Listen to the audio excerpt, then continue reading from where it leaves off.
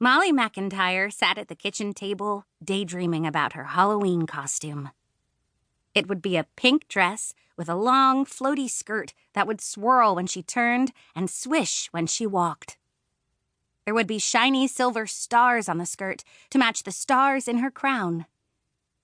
The top of the dress would be white. Maybe it would be made of fluffy angora, only Molly wasn't sure they had angora back in Cinderella's time. That's who Molly wanted to be for Halloween. Cinderella. All she had to do was, 1, talk her mother into buying the material and making the costume. 2, find some glass slippers somewhere. And 3, convince Linda and Susan, her 2 best friends, to be the ugly stepsisters. She could probably talk Susan into it. As long as Susan got to wear a long dress, she wouldn't mind being a stepsister. But Linda was another story.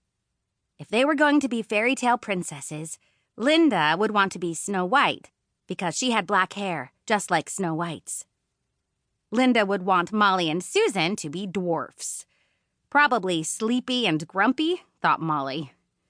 Well, Molly certainly felt like grumpy tonight. She looked at the clock. She had been sitting at the kitchen table for exactly 2 hours, 46 minutes, and 1, 2, 3 seconds.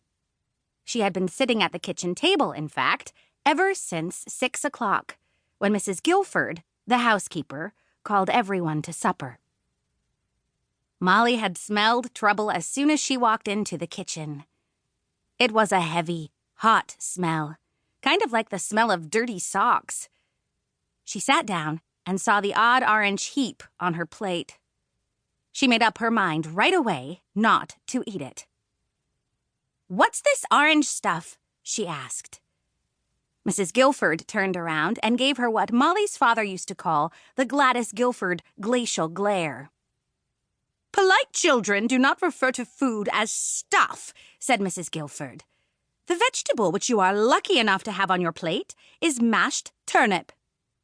"I'd like to return it," whispered Molly's 12-year-old brother, Ricky. "What was that, young man?" asked Mrs. Guilford.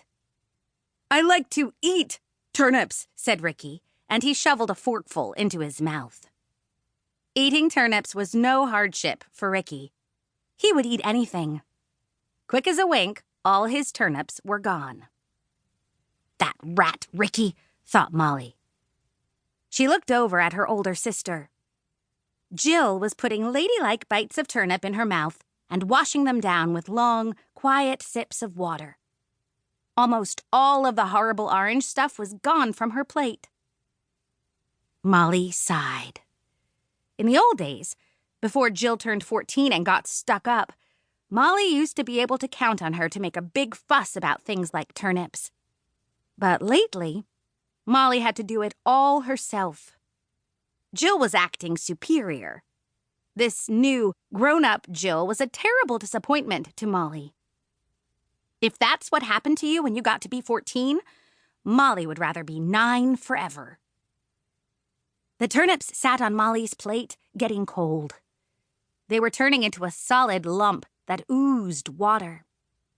With her fork, Molly carefully pushed her meat and potatoes to a corner of her plate so that not a speck of turnip would touch them and ruin them. "Disgusting," she said softly.